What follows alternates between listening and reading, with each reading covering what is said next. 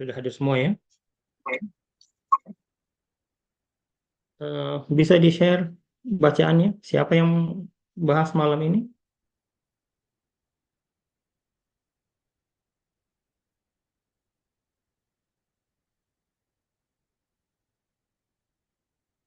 Bacaannya ada. Mungkin saya Prof yang pertama. Silakan di-share supaya kita lihat bersama. Ini tulisan tangan. Ya, di-share saja tidak apa-apa. Bisa. Supaya kita lihat yang dibaca. Oh,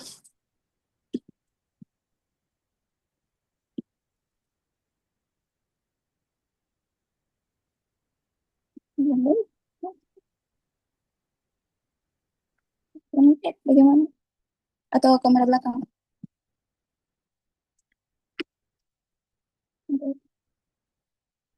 Langsung boleh.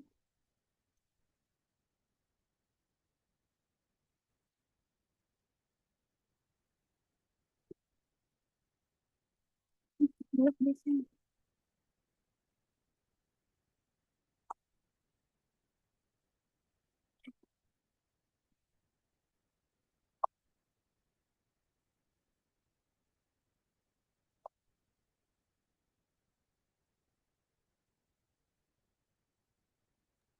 Bisa aktif semua kameranya, Pak Rit?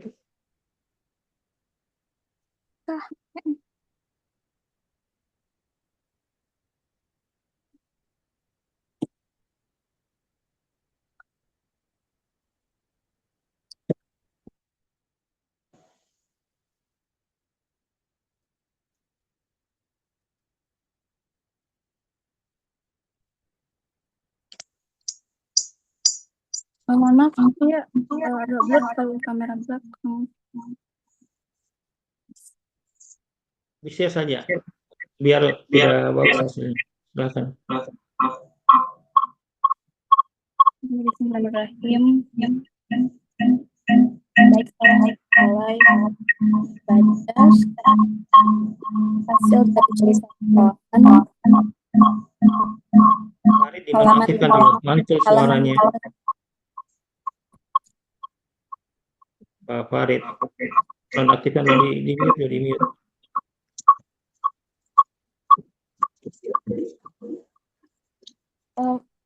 izin bertanya Prof, ini dibaca tulisan Arabnya atau langsung terjemahan? Arabnya dibaca. Pak Farid bisa di-mute, di-unmute dulu supaya tidak mantul. Di-mute dulu. Ya, dibaca Arabnya dulu baru yang lalu kan saya sampaikan dibaca Arabnya dulu baru kita baca, kita analisa. Silahkan.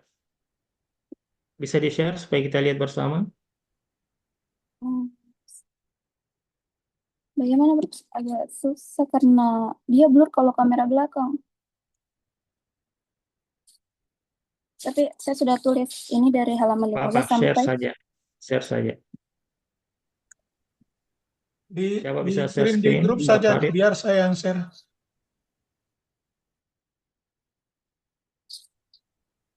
Di foto dulu baru dikirim di grup, biar saya yang iya. share. Oh, ya.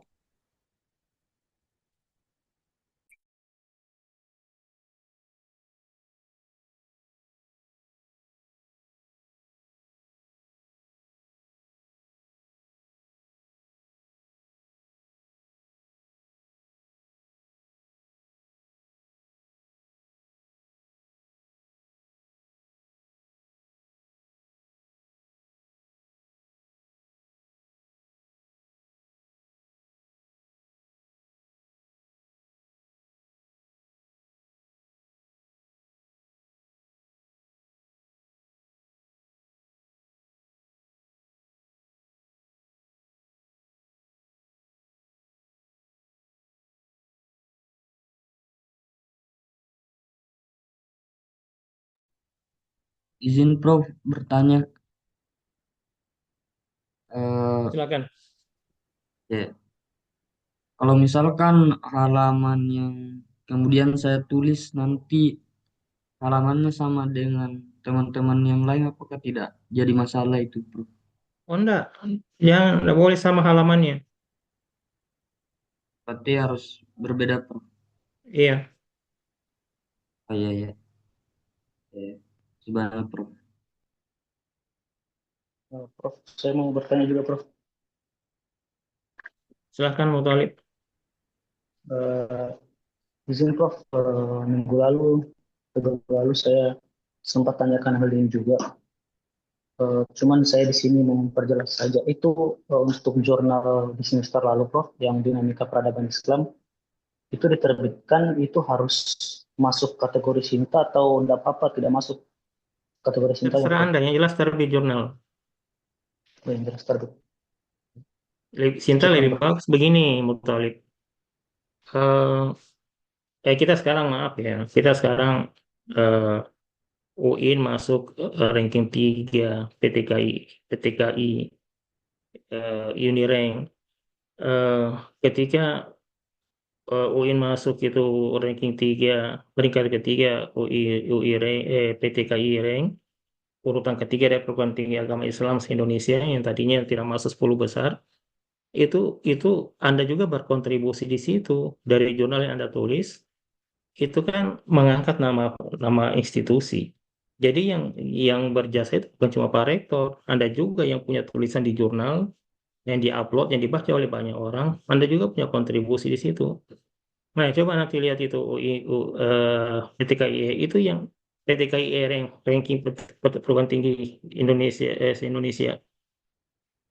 Itu itu nomor satu kan Bandung. Bandung itu sejak S1 memang khususnya Fakultas Usuluddin itu mereka eh, tugas skripsi bukan lagi skripsi tapi ada yang masuk ke minimal jurnal Sinta 2, ada bahkan yang sudah Scopus.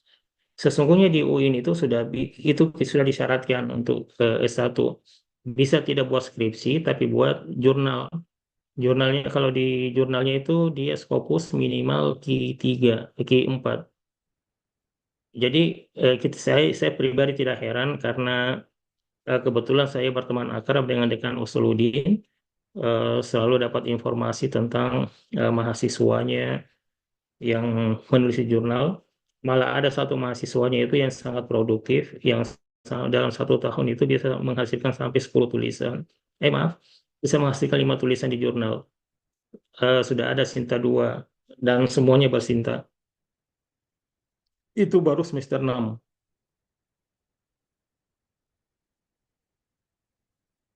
Jadi kalau misalnya UIN, jadi apa ya?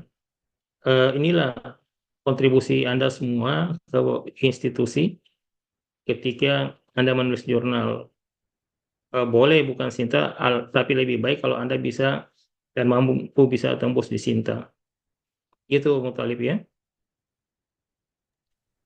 Oh ya, Prof. Terima kasih banyak, Prof. Ya. Silakan Tuti.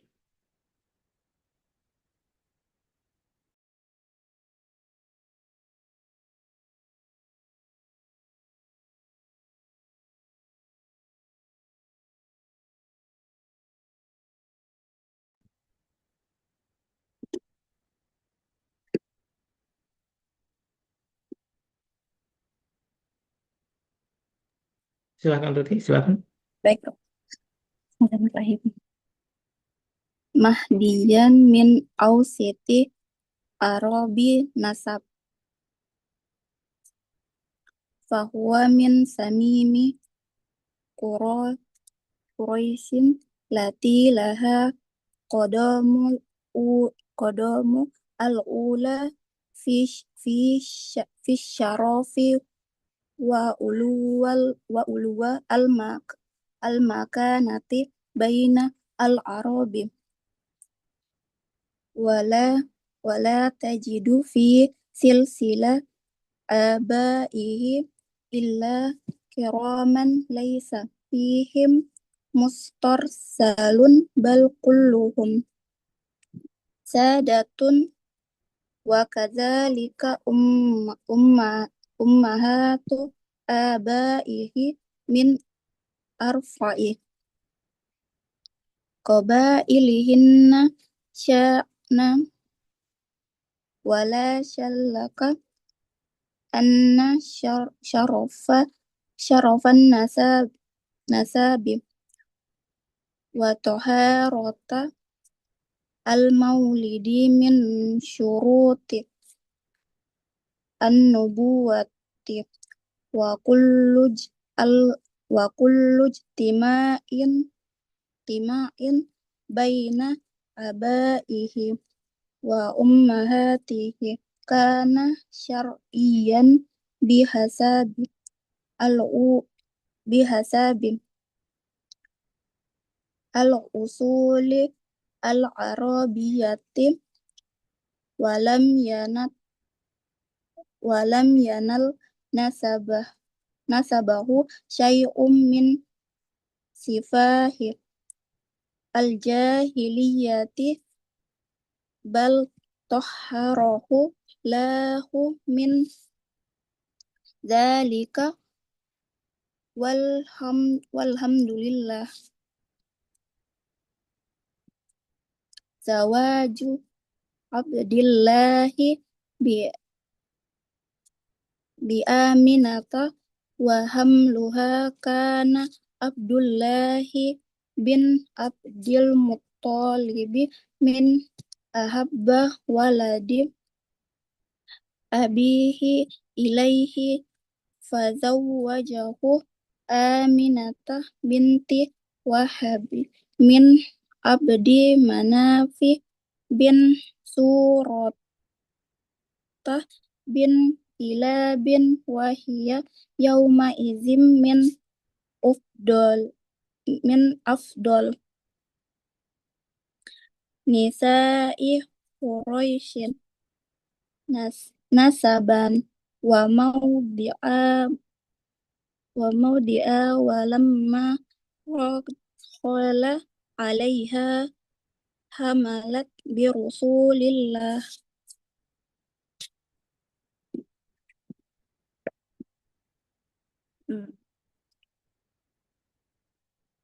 Zawaju Abdillahi bi Aminata wa hamluha kana Abdullahi bin Abdil Muttalib min ahabba waladi abihi ilaihi fazawwaja Aminata binti Wahabi bin Abdi Manafi bin Zuhra bin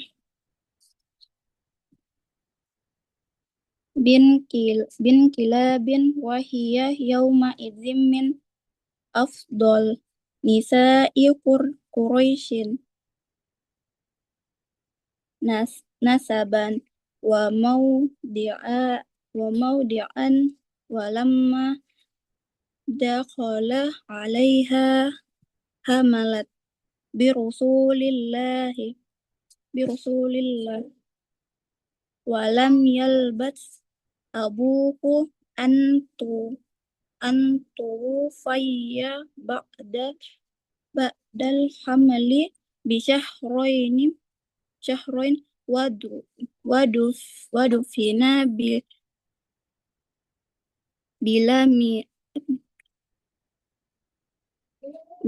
bil madinati inda akhwali bani Adiyya bin Najjar fa innahu kana qad ya tunggu Afan dulu Prof, saya mau izin buka pintu.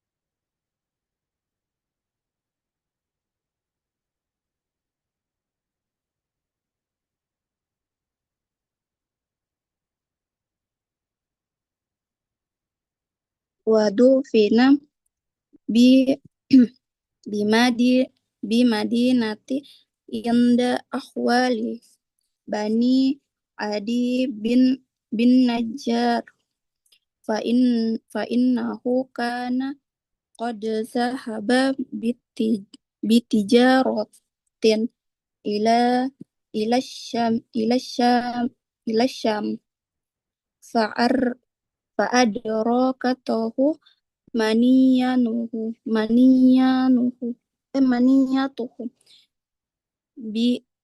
بمدينة وهو راجع ولما تمت مدة حمل آمنة وضعت ولدها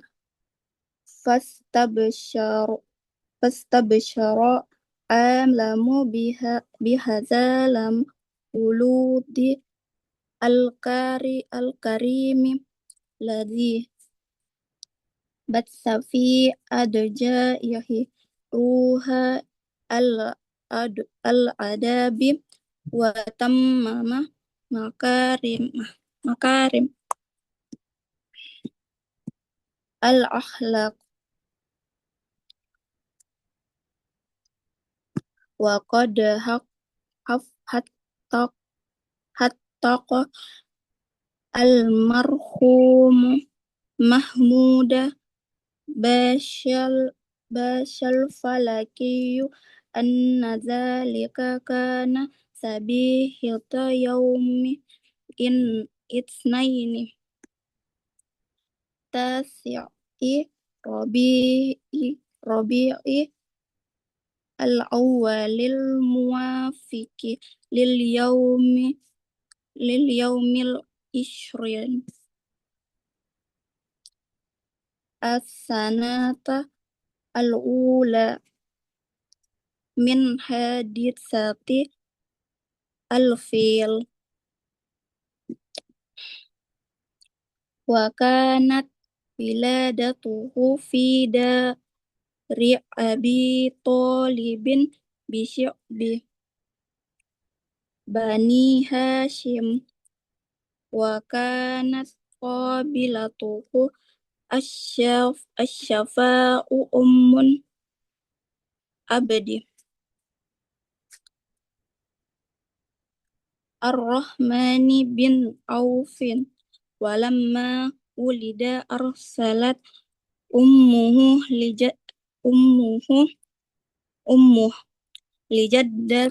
لجده تبشره فأقبل مسرورا وسماه محمدا ولم يكن هذا اسم شائعا من قبل عند عرب ولكن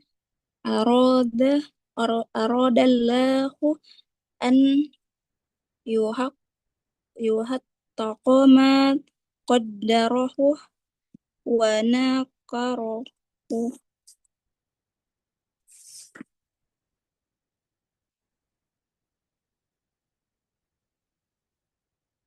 في الكتب التي جاءت بها الأنبياء كالتوراة والإنجيل فألهم جده أن يسميه بذلك إنفاذا لأمره وكانت هادنته أم أيمن بركة لها بشية أمة أبيه عبد الله وأول من أرضعاه سويبة أمة أمه أبي لهب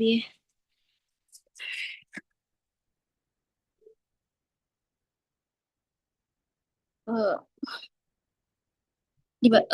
izin Prof dibacakan juga terjemahannya.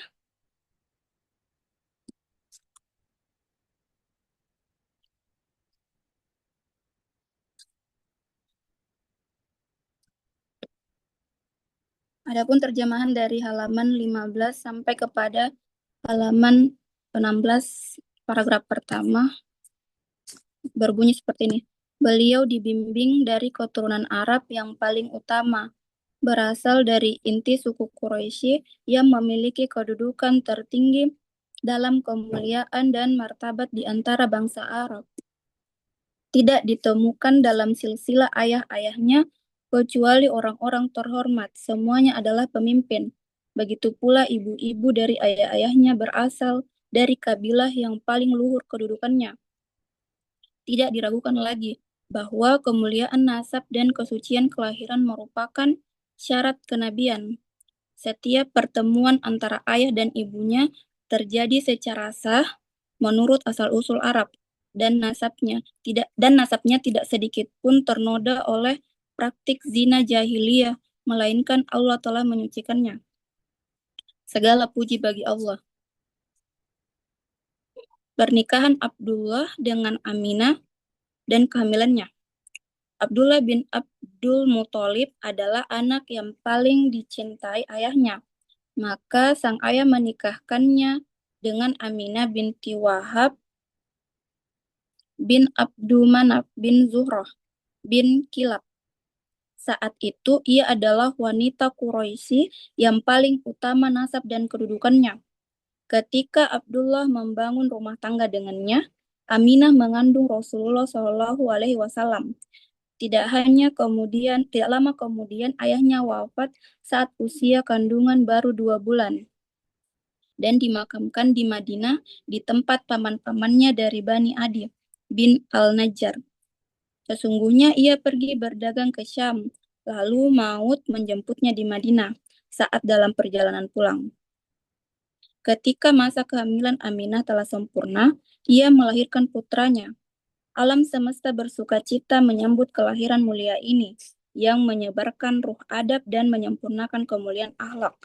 Almarhum Mahmud Fasa Al-Falaki telah memverifikasi bahwa itu terjadi pada Senin pagi, 9 Rabiul Awal, bertepatan dengan 20 April 571 Masehi, yang juga tahun pertama peristiwa gajah. Kelahirannya terjadi di rumah Abu Thalib di Syi'ab, Bani Hashim. Bidannya adalah Asyishifah, ibu dari Abdurrahman bin Auf. Ketika lahir, ibunya mengutus orang kepada kakeknya untuk memberi kabar gembira sang kakek. Sang kakek datang dengan senang hati dan memberinya nama Muhammad.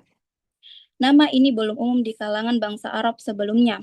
Namun Allah berkehendak mewujudkan apa yang telah Dia tetapkan dalam kitab-kitab para nabi terdahulu, yaitu Taurat dan Injil.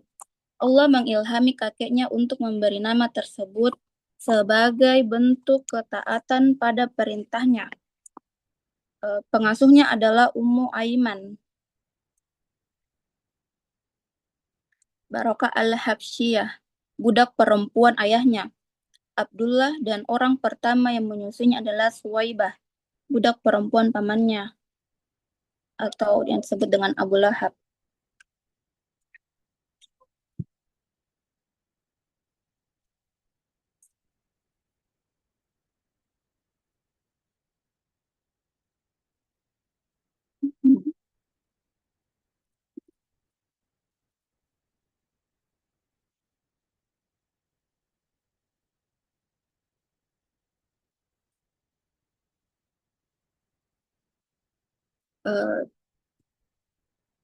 Setelah membaca terjemahan dari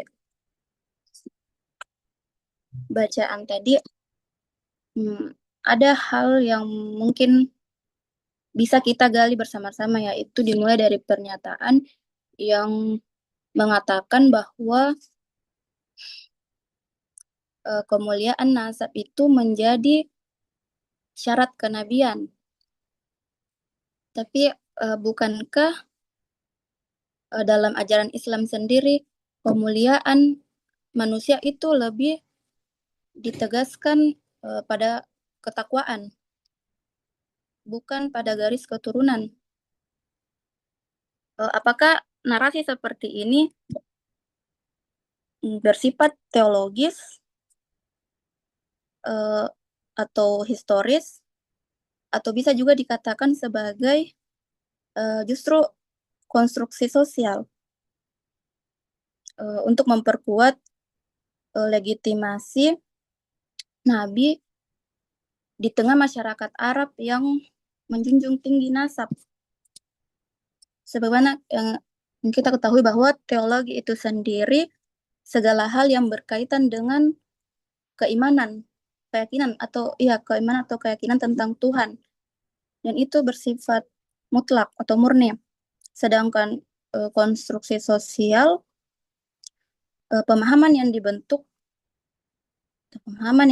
oleh masyarakat atau budaya yang sifatnya bisa berubah-ubah.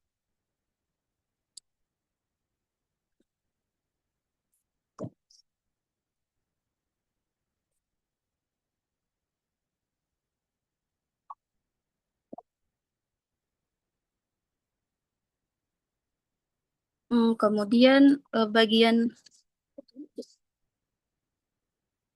yang paragraf terakhir di halaman 16 ada seorang wanita yang pertama kali menyusui Nabi Muhammad bernama Suwaibah, yaitu dari budak pamannya sendiri yaitu Abu Lahab. Bukankah Abu Lahab itu sangat menentang Nabi Muhammad saat ia berdakwah? Lalu bagaimana keadaan Abu Lahab pra Nabi Muhammad lahir? Dan sebelum Nabi Muhammad diangkat menjadi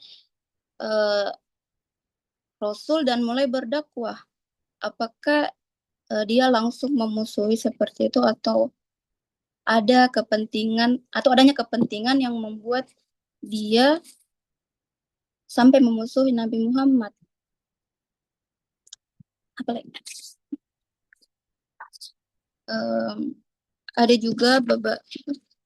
juga pernyataan di bacaan tadi, penekanan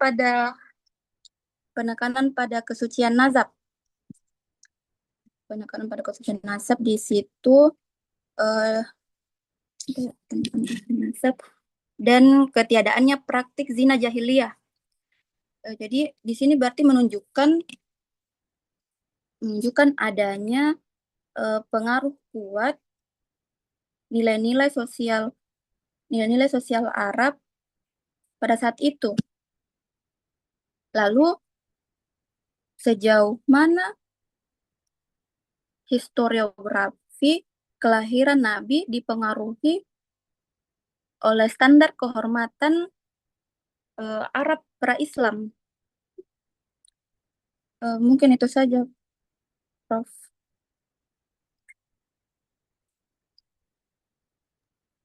Ya, apa yang dipahami tentang syarifun nasab? Syarifun nasab itu mungkin teman-teman ada masukan ya. Syarifun nasab yang dimaksud di situ bukan berarti Nabi Muhammad dikatakan berasal dari, ya memang dari kalangan terhormat, berasal juga dari kalangan bangsawan. Hanya saja di sini kita lihat dari kakek beliau itu mereka bukan dari kelompok yang menyembah berhala dan bukan dari orang-orang yang keluar dari ajaran doktrin Ibrahim alaihissalam. Anda masih ingat peristiwa gajah? Di sini juga disebutkan tahun gajah. Penjaga dan pemegang kunci Ka'bah itu adalah kakek Nabi. Kakek Nabi dalam banyak riwayat kita baca mereka adalah orang-orang yang tidak tersentuh dan tidak terlibat dalam penyembahan berhala, dan mereka tetap berada dalam eh, keyakinan percaya kepada apa yang dibawa oleh Ibrahim alaihissalam. Ya, bukan berarti eh, itu tadi eh, yang berdasarkan dari kalangan terhormat. Nabi sendiri ketika beliau diutus sebagai Rasul kan ada pernyataan beliau, eh, la fadla li arabin ala ajami ila bitaqwa. Beliau sendiri menegaskan tidak ada perbedaan antar manusia di hadapan Allah kecuali ketakwaannya. Jadi memang nasab itu nasab itu diperlukan dalam hal tertentu. Coba seperti kalau Anda lihat, siapa yang biasa ceramah ceramah beri nasihat perkawinan di sini? Pak Farid biasa ya sebagai orang pesantren kasih ceramah pernikahan. Tidak, Prof. Nah, coba kita lihat di situ kan Nabi juga menegaskan tungkahul mar'atu li arba'in. Lima liha, ada pertama li jamaliha, lima liha, li jamaliha, li nasabiha. Kemudian beliau beliau kunci dengan fal min jihati din tadi bajadak. Seorang wanita itu dinikahi itu karena empat. Yang pertama cantiknya, kemudian hartanya, yang ketiga nasabnya. Nasabnya di sini artinya nasab dari kalangan terhormat yang tidak melakukan tindakan yang dicela oleh masyarakat banyak. Coba Anda semuanya kalau cari pasangan yang dilihat apa ya? Yang dilihat bukan cuma cuma orangnya saja, tapi kan dilihat juga latar belakangnya. Makanya dalam masyarakat kita, mohon maaf kalau saya keliru, masyarakat Sulsel, biasanya kan ada kalangan tertentu tidak mau menikah kalau mereka menganggap mereka tidak sederajat. Ada begitu ya? Sadino? Ada gitu Sadino ya? Iya, banyak, Prof. Ya, itu kan perhitungan nasab. Nasab yang kemudian dikatakan mereka sekufu. Dan sekufu itu ternyata dalam penelitian modern itu memang dianjurkan nikah dengan orang minimal yang minimal yang derajatnya tidak terlalu jauh, yang derajat keturunan tidak terlalu jauh. Walaupun kita dapat hari ini sudah banyak juga kalau peristiwa di Jepang, Jepang itu ada seorang putri kerajaan, kemudian dia melepaskan gelarnya sebagai sebagai putri kerajaan dikarenakan menikah dengan rakyat biasa.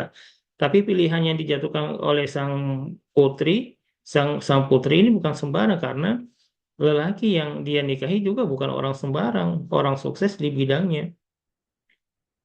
Walaupun udah sukses di bidangnya, tapi dia berasal dari kalangan masyarakat biasa. Jadi itu juga itu juga itu juga dilihat kesetaraan. Bukan berarti membanggakan, ya bisa juga membanggakan keturunan dalam berbagai riwayat juga. Nabi kan bangga dengan bahwasanya beliau berasal dari kaum Quraisy. Kaum Quraisy artinya tidak semua orang Quraisy itu jahat, tidak semua orang Quraisy itu jelek.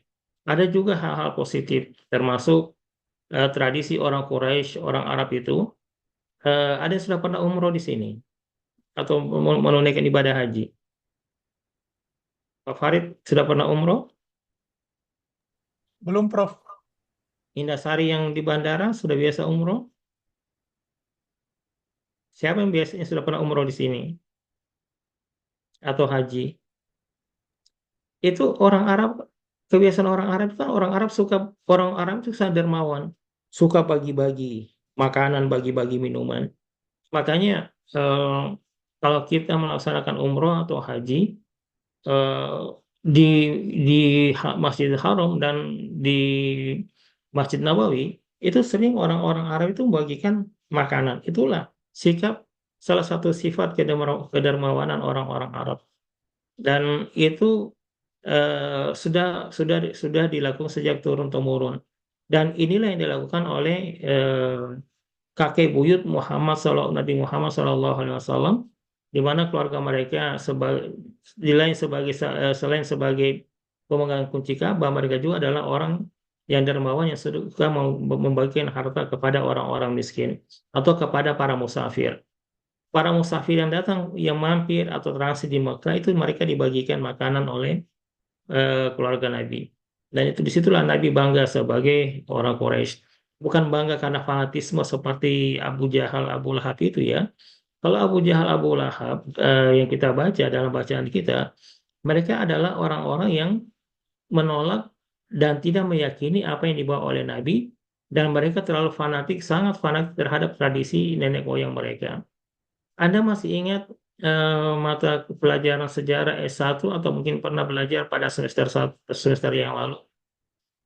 Apa argumen, alasan yang membuat orang Arab menolak kenabian yang dibawa kenabian Nabi Muhammad SAW? Masih ingat faktor-faktor yang membuat orang Arab menolak kenabian, menolak apa yang dibawa oleh Nabi Muhammad? Anda masih ingat? Kenapa Nabi Muhammad ditolak oleh orang Quraisy, oleh kaum Quraisy?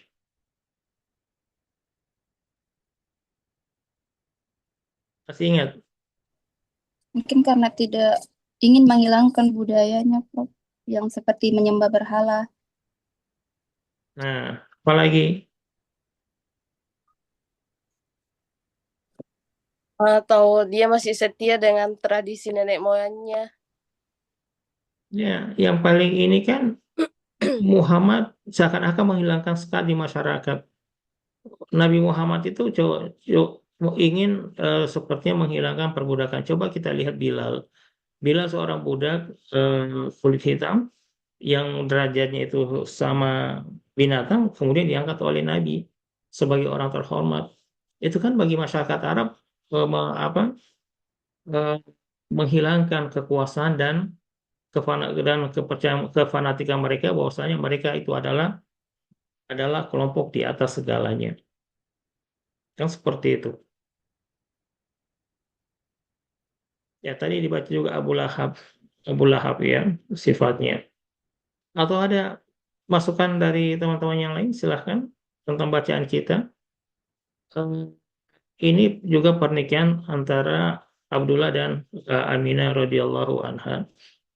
Saya lupa ya sampaikan, mudah-mudahan ke depan ini memang kayaknya ada terputus ini Tuti ya, karena ini awal.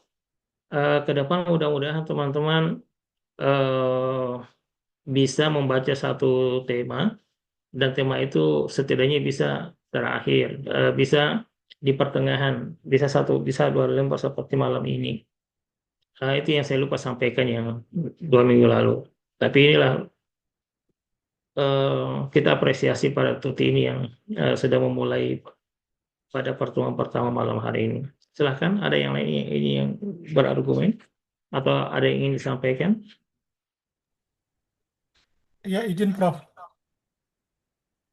Gimana, Farid? Ya, Prof. Silahkan. Ya, apa Prof?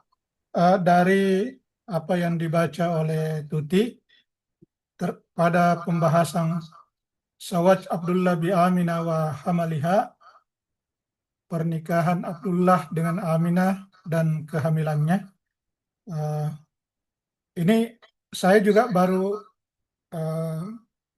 tahu persis bahwa ternyata Abdullah dengan Aminah itu, kalau dari teksnya ini Prof, sepupu 2 kali ya, sepupu 2 kali Abdullah dengan Aminah. Abdullah berasal dari keluarga Bani Hasim, jadi Abdullah bin Abdul Muthalib bin Hasim bin Abdi Manaf bin Kilab bin Murrah. Sementara dari nasab Aminah disebut tadi Aminah binti Wahab bin Abdi Manaf bin Suhrah bin Kilab bin Murrah. Jadi ketemunya di bin Kilab.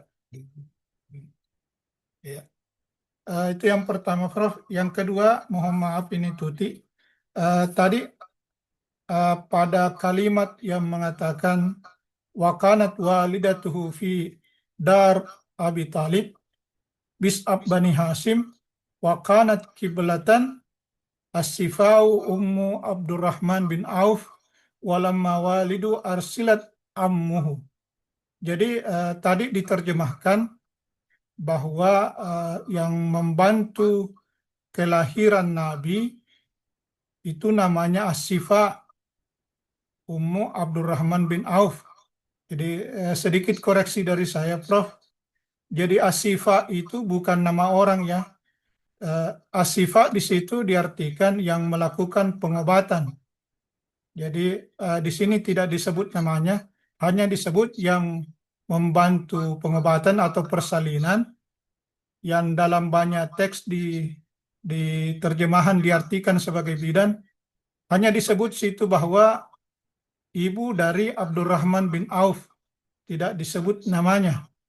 Jadi Asifah itu artinya yang melakukan pengobatan atau yang membantu persalinan, bukan nama, bukan nama.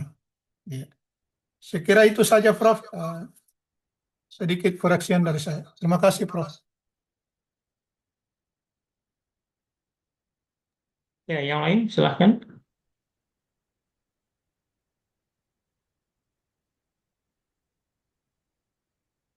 Silakan yang lain.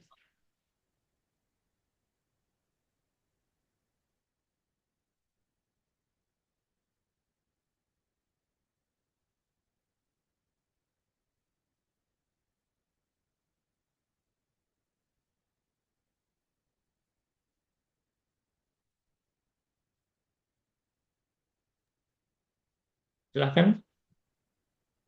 Sardina Abdul Muthalib, Arjun, Indasari. Semisal kalau kita tulis itu di pertengahan halaman, kemudian tembus ke halaman selanjutnya, tidak apa-apa itu, Prof. Ya, yang jelas konteksnya ada temanya ya. Lihat Oh iya, halamannya, Prof. kemudian baca sebelumnya. Yang jelas dia nyambung dengan sebelumnya itu. Ya, kalau yang lalu Karena dalam studi naskah begini, itu saya bagi per tema, seperti nikah Aminah Abdullah. Cuma itu saya lihat agak panjang. Nah, misalnya nanti Anda melanjutkan bacaan setelah itu, di bawahnya ada tema, itu boleh. Itu bisa dua sampai 3 halaman juga. Yang jelas nyambung. Memang kalau kita baca dalam silsilah, gitu Abu Talib ya, silakan. Gimana Abu Talib? eh, karena biasa kalau dalam satu halaman itu, Prof, itu terpotong lalu satu paragrafnya itu paragraf lanjutannya di halaman selanjutnya, Prof. Ambil, Jadi kalau ambil ini, ambil kalau ada misalnya di situ ada judul kecil, misalnya setelah ini setelah baca tulisan yang ditulis oleh Tuti ini, kemudian setelah itu setengah paragraf, setengah halaman ada tema kecil, misalnya ada Makkah, judulnya itu saja yang kita ambil, tulis Makkah, ambil tema baru. oh ya, Prof. Ya, memang studi naskah begini memang enak belajar kalau kita offline dan sambil pegang membaca bersama bacaan yang ditulis. Karena kita bisa sembari memegang buku yang kita pegang, yang kita miliki. Ya, walaupun kita semuanya berasal dari eh, prodi sejarah peradaban Islam S1-nya, ya saya kira eh, sebagai sejarawan haruslah kita memahami bahasa Arab. Ya, kalau tidak bisa banyak, ya minimal sedikit kita bisa membaca membaca eh, kitab klasik. Kitab klasik ini, ya ini seperti ini Sirah Nabawi. Dan selama saya mengajar mata kuliah ini memang saya tidak pernah pakai buku terjemahan, selalu pakai buku buku yang berbahasa Arab. Kalau yang lalu-lalu saya biasanya pakai Sirah Nabawi atau itu Ibnu Hisham. Kemudian saya beralih kepada buku yang saya bagi ini karena ini lebih singkat, lebih ringkas. Eh, saya kira ini lebih lebih mudah dibanding Syirah Ibnu Hisham yang tebalnya sampai ribuan, ratusan halaman itu. Kalau yang ini agak ringkas dia.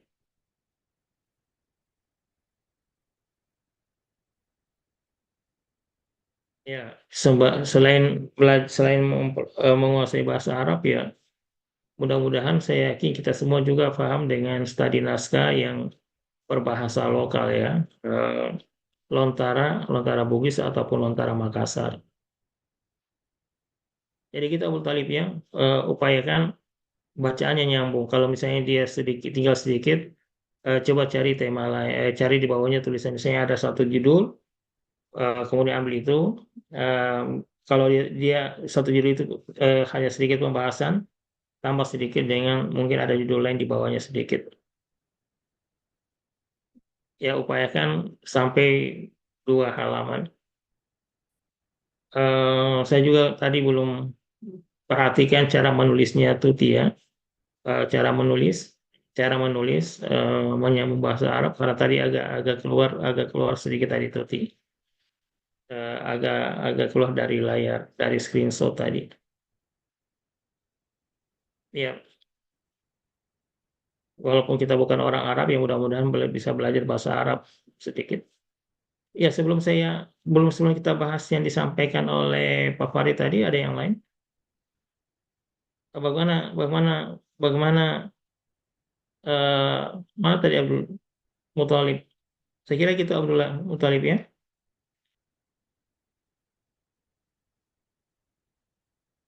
Abdul Muthalib keluar ya. Ya, Prof. Nge-lag kayaknya jaringannya, Prof. Izin, Muthalib di Prof. mana ini? Muthalib di mana? Di Kalau bukan di Majene, Prof. Kayaknya di Mamuju. Kalau Oh, nggak salah itu kemarin. ya silakan Sadino. Ada yang ingin disampaikan? Izin, kalau yang kan saya dapat di Dars 19 ini, Prof, tentang Perang Fijar. Ini sudah cukup dari tugas yang apa bisa ditambahkan lagi, Prof? Kalau perang Fijar itu saja perang Fijar saja. Itu kan perang Fijar. Menarik kita ceritakan itu Sadino. Baik, Prof. Dan itu kan tidak singkat Sadino, panjang itu. Iya, ya, betul, Prof. Iya. Kecuali Makasih, Prof. Sadino mau nambah ya boleh.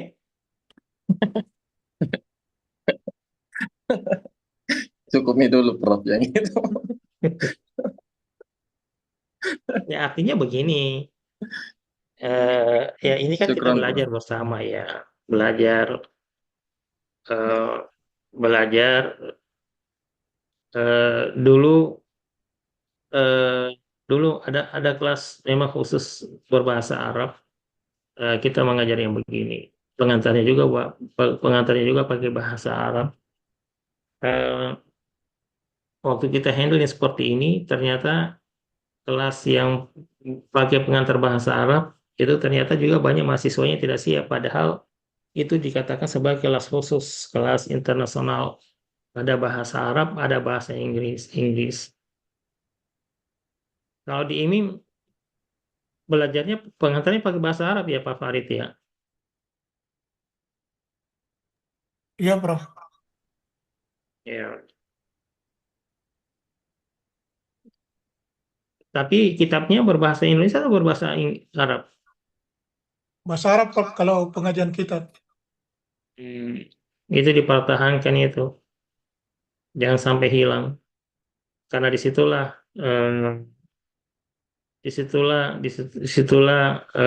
apa kekuatan kita mempertahankan kitab-kitab klasik. Sedikit saya keluar dari materi. Eh, Ketika terjadi perang perang ketika Amerika Amerika menginvasi Irak dan membunuh Saddam Hussein serta memporak-porandakan Baghdad, sesungguhnya yang kalah itu bukan bukan Saddam Hussein, bukan Irak, tapi yang kalah itu umat Islam. Kenapa umat Islam kalah? Karena di Baghdad lah, di situ banyak hazanah, banyak warisan umat Islam masa lalu, masa lalu yang dihancurkan oleh orang Amerika.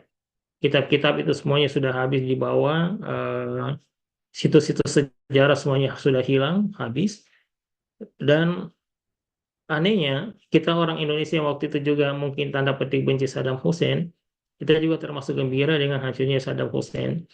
Padahal sesungguhnya Saddam Hussein hancur itu yang hancur itu bukan cuma Irak, tapi umat Islam juga hancur. Nah, kalau Iran ya Persia ya, Baghdad ya, Irak Baghdad, Iran Persia. Saya kadang terbalik juga menyebut dua dua ini.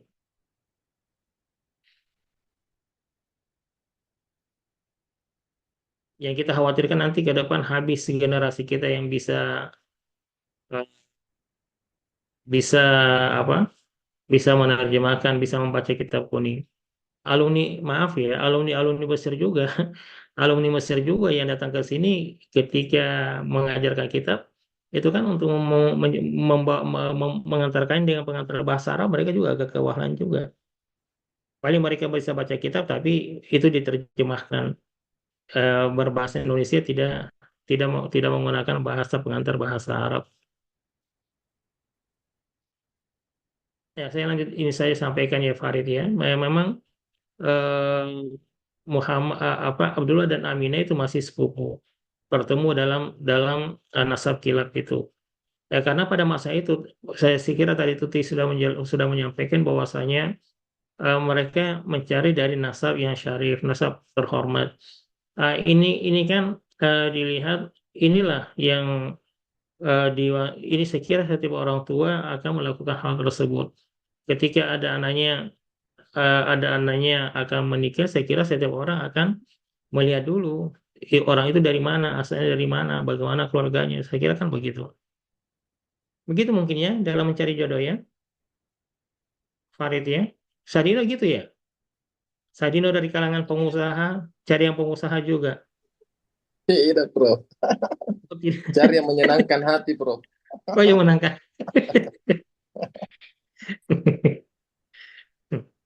Ya sudah ini ya, yang menyenangkan yang bisa tertawa ya. Iya, Prof. Ya kenapa Sadino harus cari yang menyenangkan hati? Karena pekerja Sadino pekerja stres. Iya, iya, iya, betul, Kalau Prof. kontainer Iya. tidak full, cari pelanggan susah lagi Sadino ya.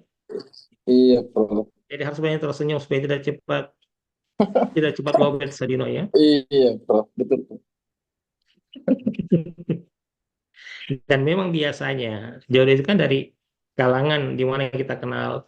Kalau hari ini kan orang cari jodoh biasanya lewat Facebook, Instagram, macam-macam. Ya, ini era-era modern. Kalau masa itu kan masih di lingkungan yang sempit. Sama halnya hari ini. Saya kira di kalangan masyarakat kita masih banyak juga yang menikah dari kalangan kerabat, belum keluar. Kalau Tuti Indasari dari kalangan kerabat atau orang luar? Tanya perempuan ini.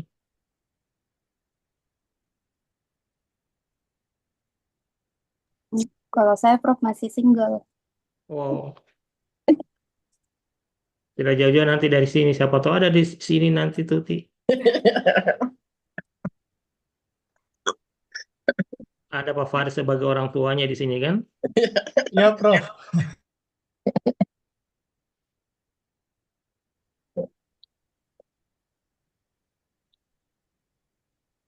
Ya, masyarakat kita kan begitu. Masih banyak. Ya, saya kira demikian. Silakan, masih ada yang lain. Izin, Prof. Saya mau tanya ini. Silakan, Sadino. Tadi kan dikatakan bahwasanya nasabnya dari Rasulullah SAW ini terjaga. Nah, sementara ada yang pernah saya lihat mana di di Facebook itu ada satu ceramah katakan bapaknya Rasulullah SAW itu ada di neraka. Dia karena menegur satu anak kecil dan dia katakan bapakmu dan bapak saya itu ada di neraka. Itu bagaimana klarifikasinya itu, Prof?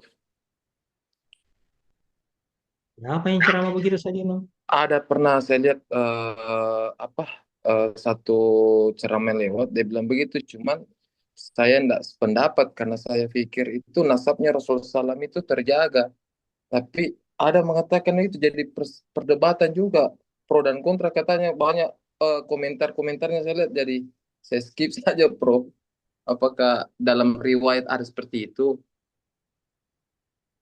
Ya, pertama kalau kalau Anda lihat ceramah ya lihat siapa dulu ustadznya, Hmm. dia belajar di mana.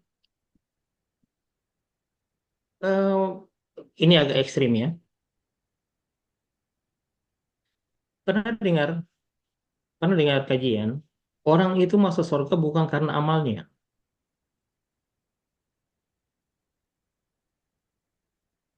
Anda dengar ceramah orang itu masuk surga walaupun kita rajin sholat, rajin berzakat, rajin beribadah, itu tidak jaminan masuk surga. Orang masuk surga itu berkat rahmat Allah Subhanahu wa taala. Bahkan ketika Nabi ditanya, ketika Nabi menjelaskan hal ini, kemudian Nabi bertanya, apakah semua semua semua manusia ya Rasulullah? Nabi menjawab, iya termasuk saya. Jadi itu tergantung rahmat Allah. Nah sekarang ini ini penceramah apa dasarnya? Kenapa mengatakan dia berani mengatakan Abdullah itu orang tua Nabi, termasuk kakek Nabi, termasuk yang paling jelas itu adalah paman Nabi, Abu Thalib yang tidak yang konon tidak bersyahadat, iya kan? Nah itu yang paling dekat itu. Ketika Nabi menyebarkan Islam, Abu Thalib dikatakan beliau tidak bersyahadat. Apakah beliau masuk Hmm. neraka? Tapi begini dulu, coba coba kita teliti dulu, apakah mereka orang tua orang tua Nabi ini mengikuti ajaran Nabi Ibrahim atau tidak? Kan tadi sudah dikatakan nasabnya itu suci, suci. Mereka tidak menyembah berhala. Mereka mempercayai keyakinan yang dibawa oleh Nabi Ibrahim alaihissalam, termasuk dua pendeta yang ditemui Nabi Buhairo dan Najasyi. Maaf, siapa pendeta yang ditemui Nabi ketika eh, Nabi hijrah ke Yasrib pertama kali ke Sam? Buairat, Masih Prof. ingat pendeta siapa yang menyampaikan kepada paman Nabi untuk menjaga Nabi baik-baik? Buairat, Prof. Buhairo. Buhairo itu kan termasuk termasuk ketika terima wahyu pertama kali, siapa pendeta yang pertama kali ditemui Nabi ketika terima wahyu?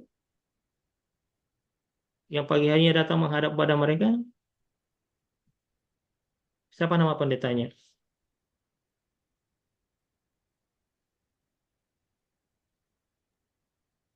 Mana tadi, Prof?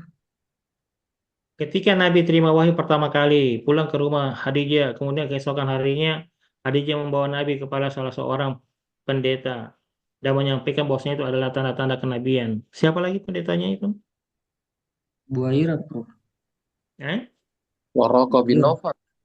Waroko. Buairat. Ya. Waroko dan Buhairo itu coba lihat mereka itu kan adalah para pendeta yang meyakini meyakini kitab Injil, dan meyakini kenabian Nabi Isa alaihissalam.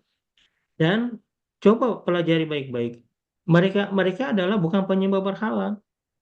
Dan dalam kitab mereka meyakini bahwasanya akan datang seorang nabi terakhir yang dalam kitab mereka disebut dengan Ahmad, itulah Muhammad.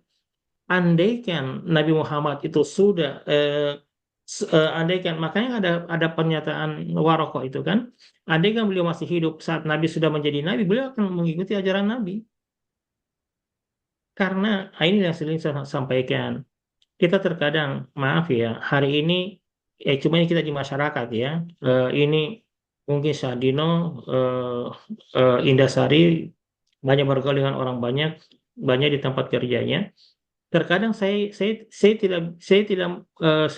kurang sependapat orang-orang sekarang disebut dengan Nasrani. Orang sekarang itu bukan Nasrani tapi Kristen. Bedakan Nasrani itu adalah pengikut Nabi Isa yang murni pada masa lalu. Kristen itu kan agama yang dibuat oleh Vatikan. Bedakan itu ya. Waroko dan Bohera itu kan mereka kan percaya kepada kepada kitab yang dibawa oleh Nabi Isa, dan mereka tetap bertauhid. Nah, kalau ada yang mengatakan orang tua Nabi masuk neraka, maka di mana syafaat Nabi? Kita kan juga meyakini bahwasanya suatu saat kita akan dapat syafaat, di antaranya itu syafaat dari Nabi Muhammad. Jangan-jangan ustaznya bilang itu justru masih lebih duluan masuk neraka dibanding ayah Nabi. Nah, maaf, dalam berbagai pengajian kan banyak orang mengatakan, para ulama penceramah mengatakan kita pada saat di akhirat nanti kita butuh syafaat Nabi. Nah, Nabi masa tidak memberi syafaat kepada orang tuanya, kepada keluarganya, kepada Abu Thalib yang sudah membela beliau. Soal surga neraka beginilah, saya itu kadang malas membahas surga neraka, itu urusan Allah. Gak usah lagi kita urus yang gitu-gitu. Orang-orang sekarang terlalu sibuk tentang surga neraka, seakan-akan surga neraka itu milik mereka. Ya Syadino ya, makanya saya tuh malas sebenarnya Ya, dengar ceramah. Kalau ada orang bahas neraka dan mengklaim, oh dia masuk neraka, kita masuk surga. Dari mana Anda tahu? ya betul. Jangan-jangan yang bilang begitu masuk neraka duluan. Betul, Prof. Kita ini hanya berupaya, hanya beramal, berusaha. Selebihnya itu urusan Allah. Tapi Ya, ada pernah saya dengar juga Pak Prof katanya apa? Kalau ketika meninggal nanti kan akan dibangkitkan kembali dan semua katanya apa yang sudah meninggal itu pasti akan masuk neraka dulu. Maksudnya akan ada katanya pencucian. Wallahu a'lam lah. Bagaimana? itu orang yang bilang sekarang masih muda foya-foya dulu, dan ada yang mengatakan semua orang Islam masuk surga.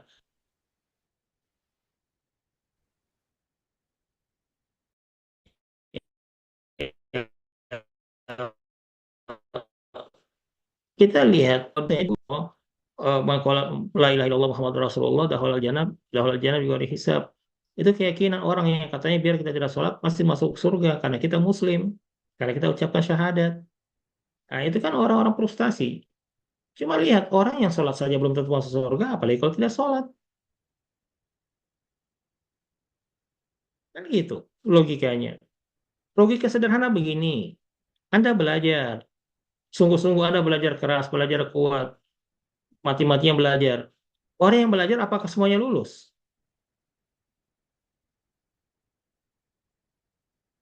Orang yang belajar saja belum tentu lulus, apalagi yang tidak belajar.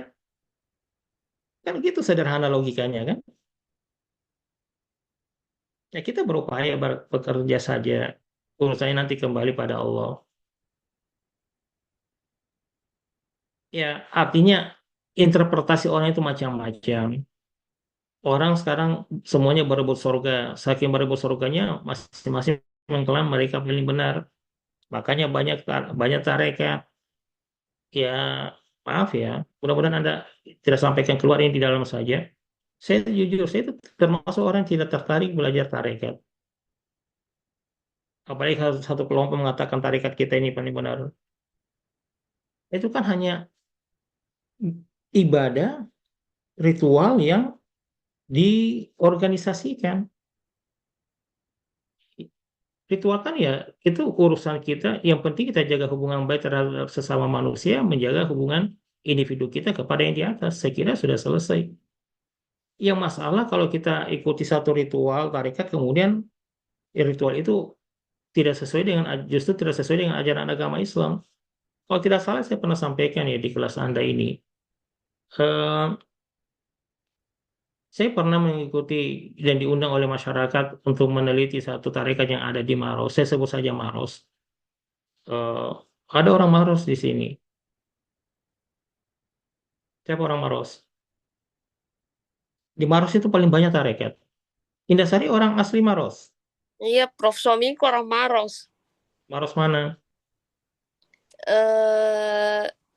Di bawah aja Prof, tapi Bugis. Saya tidak bicara Bugis, tidaknya yang jelas daerah Maros itu paling banyak tarekat. Iya, bagian-bagian bawah. Maros paling banyak tarekat.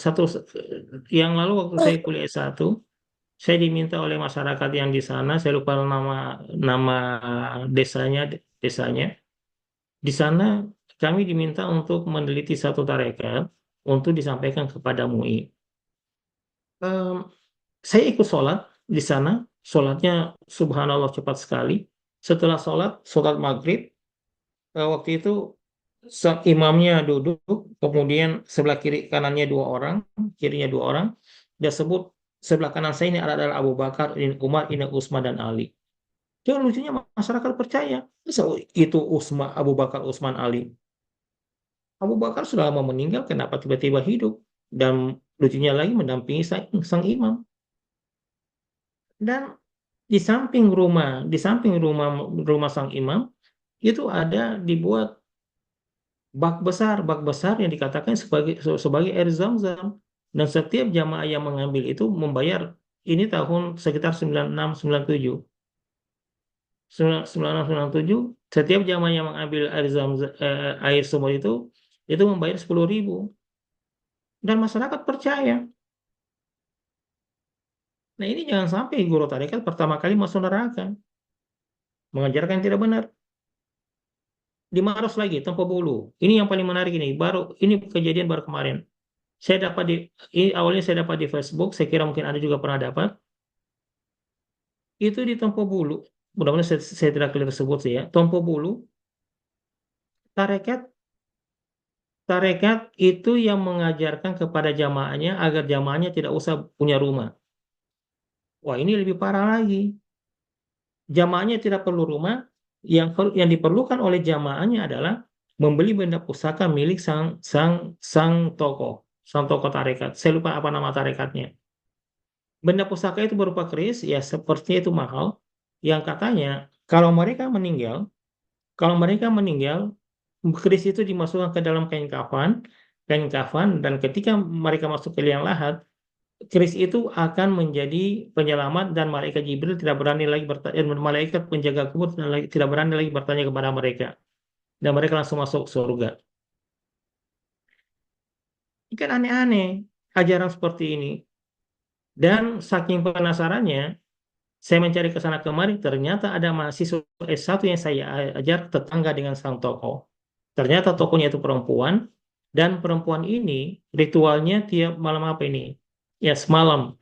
Ritualnya tiap malam Selasa dan Jumat. Pada saat sholat maghrib, yang jadi sang perempuan ini jadi imam.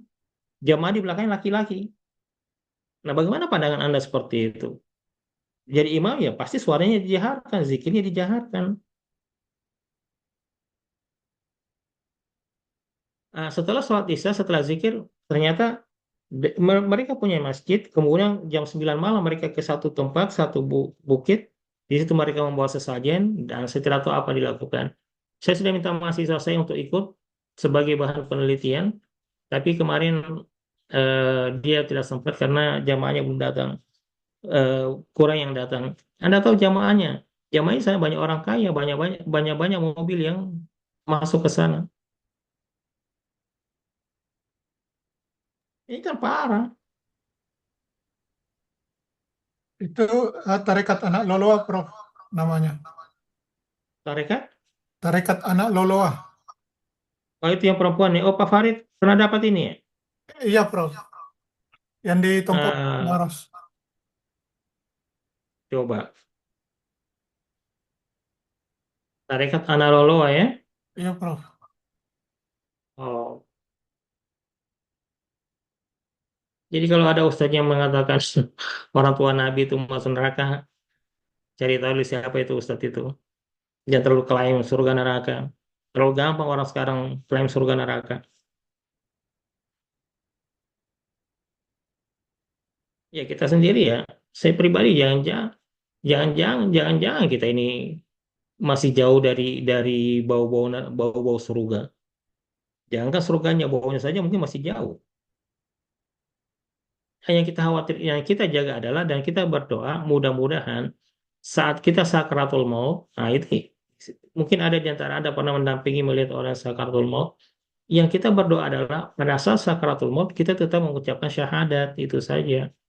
Karena orang sakaratul maut itu kan pertarungan, dan di situ ada syaitan yang menggoda supaya orang yang calon meninggal tidak menyebut kalimat itu. Di situ saja. Beda dengan agama lain kalau seperti eh, orang Kristen itu kalau katanya mereka itu husnul khotimah, meninggal dengan baik, kalau mereka misalnya lagi joget, lagi mabuk, lagi disco, tiba-tiba meninggal, bagi mereka itu husnul khotimah. Coba Sadino, saya kira bergaul dengan orang-orang non-muslim ya di tempat kerjanya. Ida Sari punya teman di tempat kerja non-muslim. Coba tanya, bagaimana meninggal yang baik menurut agama mereka? Sadino kan pasti punya kerja sama dengan orang-orang pelabuhan ya, orang Iya, para pedagang. iya, Coba tanya. Prof. Saya biasa datangi anunya. Kalau kematiannya pakai jas saya lihat, Prof. Jadi saya enggak saya Ya enggak Sadino, tanya-tanya. makanya kan orang-orang Cina, orang-orang tuanya kan pekerjaannya itu kan hanya main game, main kartu. Iya. Ya kalau mereka mati dalam main kartu kan artinya husnul khotimah bagi mereka. Hmm. Sama halnya ketika mereka minum minuman keras, apalagi joget, itu husnul khotimah. Kalau kita orang Islam meninggal di kafe, atau lagi disco-disco, lagi joget-joget, lagi Hmm. karaokean, apakah husnul khotimah atau tidak? Nah, inilah yang kadang kita salah artikan, yang katanya orang meninggal bulan Ramadan itu katanya semuanya bagus. Tunggu dulu, di mana meninggalnya? Jangan sampai meninggal di meja biliar pada saat Ramadan. Kan begitu. Nah, yang kita harapkan dan berdoa adalah banyak orang meninggal ketika mereka melaksanakan sholat. Jadi gitu ya. Jadi eh, persoalan kakek Nabi, keluarga Nabi, kita saja masih nanti berdoa supaya dapat syafaat Nabi. Masa Nabi membiarkan keluarganya? Dan saya kira Allah tidak tega melihat seperti itu ya. Ya kalau ada ustadz ceramah ya dilihatlah, dianalisa juga. Dan jangan saling menyalahkan. Kalau saya ya siapapun yang ceramah ustadz dari kelompok mana hormati. Makanya Idul Fitri kemarin saya sampaikan yang Lebaran Jumat, Lebaran Sabtu, semua itu benar. Itu kan hanya perbedaan pada derajat. Ada yang mengatakan 1 derajat sudah boleh, ada yang mengatakan tidak 3 derajat. Mana yang benar? Ikuti itu ijtihad. Yang saya tidak pahami itu yang Lebaran hari Kamis, itu dasarnya apa? Ini dasarnya Lebaran hari Kamis kemarin ya, diperintis. Tidak, Prof. Hari Sabtu. Iya, ada yang Lebaran hari Kamis. HTI itu, Ya, Prof. HTI. ya itu hati apa dasarnya? Apa dasarnya mereka Lebaran hari Dari Kamis? Afghanistan katanya, Prof. Sudah kelihatan hilalnya di Afghanistan. Jadi saya sempat bertemu, saya tanya, bilang, kenapa cepat sekali Lebaran? Dah sanggup nih puasa kah? Dia bilang, sudah kelihatan hilalnya di Afghanistan. Jadi dia beracuan ke sana, Prof. Jadi dia laksanakan nih melalui dari Ustadz yang dia yakini, Prof. Kalau Afghanistan hilal, harusnya Muhammadiyah juga Lebaran hari Kamis. Karena Muhammadiyah itu pakai kalender global. Kalender global itu kan 1 derajat, berarti Jumat.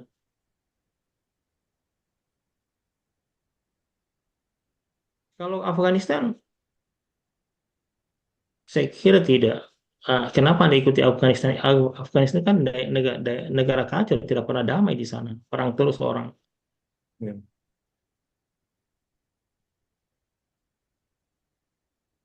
Kalau itu kan Muhammadiyah menggunakan yang Lebaran Jumat kan menggunakan apa,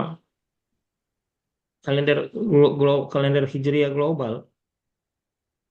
Harusnya Jumat. Ya tanyalah nanti pemimpinnya. Ya sampai pemimpinnya nanti dilempar ke neraka, kemudian pemimpinnya bilang tunggu dulu, banyak pengikut saya. Kan jangan sampai begitu nanti ya. Masa nanti dia bilang, masa saya masuk neraka yang pengikut saya tidak? Ya sudahlah, hidup ini sudah susah, jangan lagi bingung-bingung surga neraka. Beribadah saja yang baik. Ya, sekarang kan orang mengatakan, saya sejak kecil sudah didoktrin, Anda harus punya mazhab. Saya katakan untuk apa mazhab? Katanya kalau nanti Anda tidak punya mazhab, nanti di akhirat Anda tidak punya imam. Nah, pertanyaannya, kalau tidak punya imam, di mana Muhammad? Sama orang Indonesia yang katanya penganut mazhab Syafi'i. Pertanyaannya, apakah kita Syafi'i murni? Kan tidak. Coba Anda berwudu. Apakah wudu wudu Anda itu ala Syafi'i? Tidak kan? Banyak orang Indonesia mengaku mazhab Syafi'i tapi tidak paham bagaimana Syafi'i. Sementara Syafi'i mengatakan dan para imam mazhab mengatakan ayyuma asahu fahuwa mazhabi. Dan tidak ada itu imam mazhab yang fanatik. Yang fanatik orang setelah itu saling menyalahkan, saling menuding. Coba pelajari Tarikhul Mazahib, sejarah mazhab. Tidak ada imam mazhab mengatakan mazhab saya yang paling benar. Semua mengatakan ayyuma asahu fahuwa mazhabi.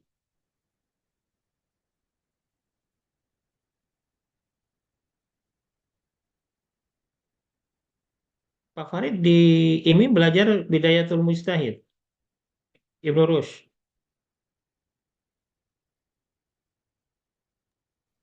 Tidak, Prof.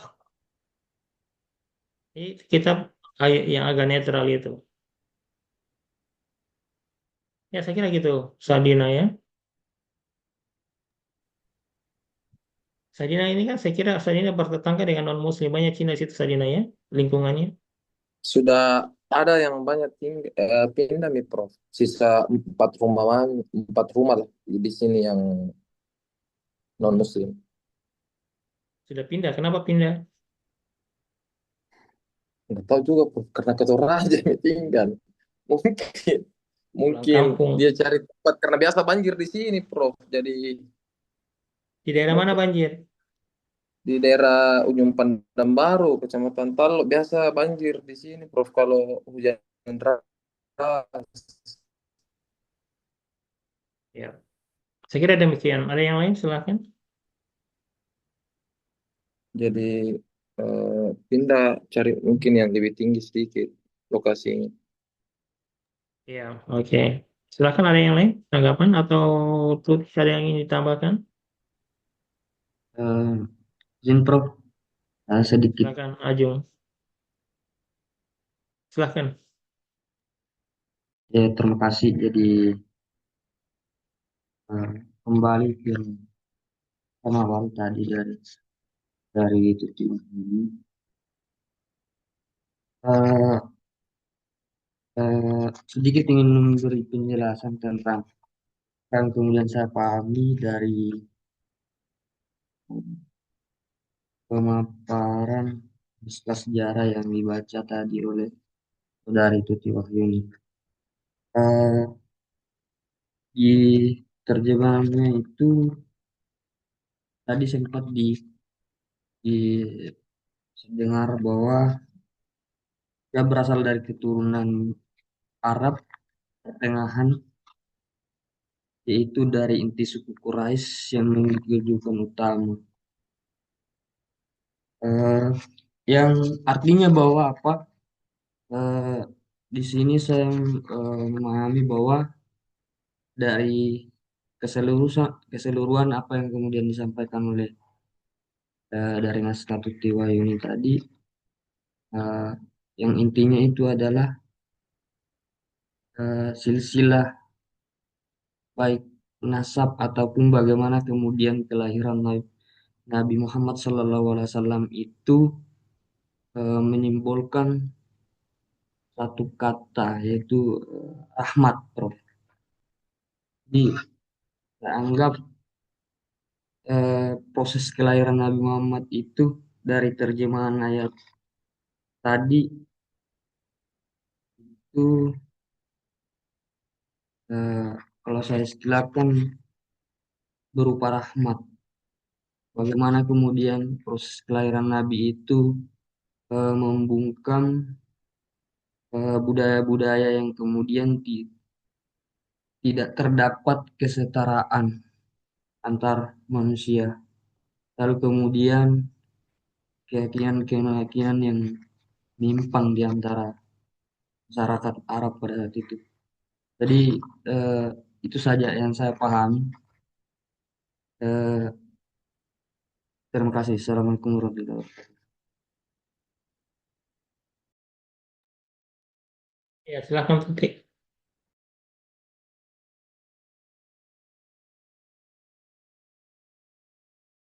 Yang ditanya Arjun tadi, yang komentari Arjun.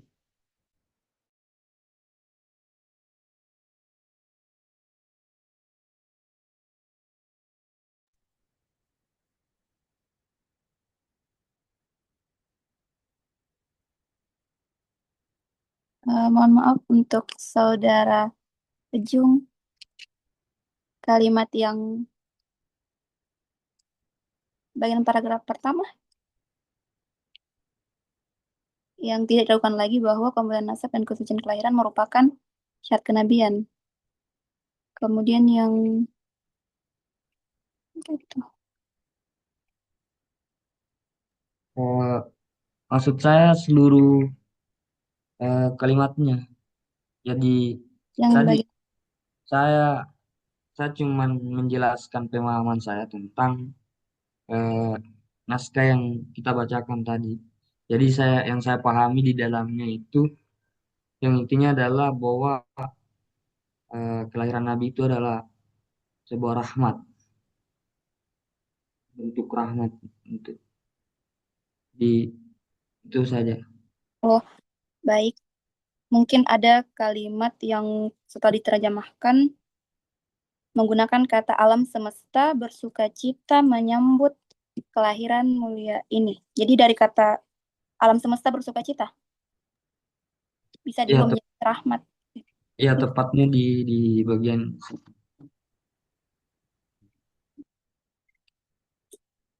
Ya, ini mungkin juga menjadi salah satu hal yang bisa dikaji lebih kritis. Kenapa dalam dalam bahasa Arab tadi menggunakan kata alam semesta bersukacita. Jadi seakan-akan kata bersukacita itu seperti tidak murni dari historiografi, tapi dia lebih ke apa namanya tulisan-tulisan yang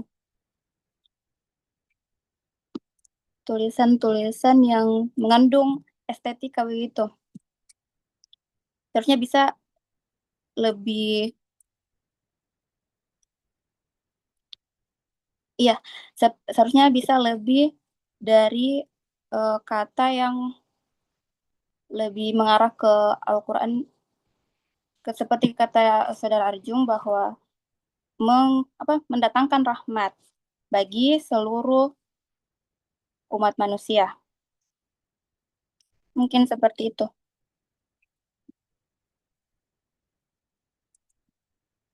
Gimana ini penjelasannya? Coba apa maksudnya ini? Yang bagian kalimat alam semesta. Alam semesta bersukacita menyambut kelahiran mulia ini. Ia menyebarkan roh adab dan menyempurnakan kemuliaan hal. Ya, terus yang ditanyakan yang mana Arjun? Mungkin maksud dari saudara Arjung itu dari kata alam izin semesta bersukacita menyambut kelahiran itu. Begitu ya saudara Arjung. izin Prof, bukan bertanya tadi tapi sekedar menjelaskan mengenai pemahaman saya terkait naskah sejarah yang dibacakan oleh saudara Tuti Wahyuni.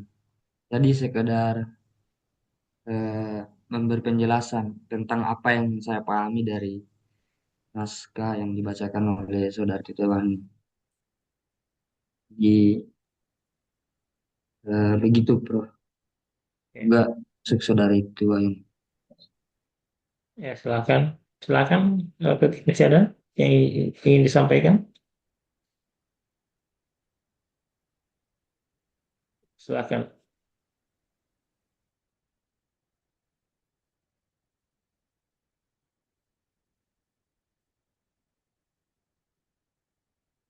Kalau dari saya sendiri sudah cukup, Prof.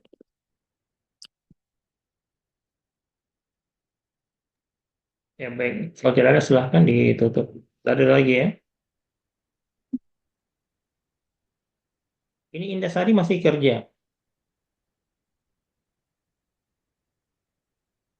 Iya, Pak Prof. Cuman untuk sekarang cuti. Sama suami di bandara. Iya, suami di bandara, Prof. Dia di Lion. Kita di Saya di ambasador, Prof. sama-sama sibuk ini, sama-sama orang bandara. Cuman cuti sekarang, Prof. Karena lagi hamil, Kak. Oh, ya, ya hati-hati selalu. Anak kedua, pertama. Iya. Oke. Ya silakan ditutup, Tuti. Baik, karena waktu kita terbatas dan setelah mengikuti semua rangkaian perkuliahan pada malam ini, kami mengucapkan terima kasih sebanyak-banyaknya kepada Bapak Pengampu Mata Kuliah Studi Naskah Sejarah, Bapak Profesor Dr. Hasanuddin MAG, dan kepada teman-teman sekalian yang saya banggakan atas partisipasinya dan turut serta aktif dalam pembacaan dan kritisannya. Akhir kata, saya ucapkan Assalamualaikum warahmatullahi wabarakatuh. Ya, terima kasih. Waalaikumsalam. Insya Allah ketemu lagi. Kapan lagi belajar mata kuliah kita besok ya? Iya, Prof. Besok. Sore, Prof. Jam Sore, Prof. Bada asar, sore Prof. jam. Oh ya, insya Allah. Kasih. Assalamualaikum Iya, warahmatullahi Prof. wabarakatuh. Syukran, Prof. Waalaikumsalam. Waalaikumsalam. Terima kasih banyak, Prof. Terima kasih banyak, Prof.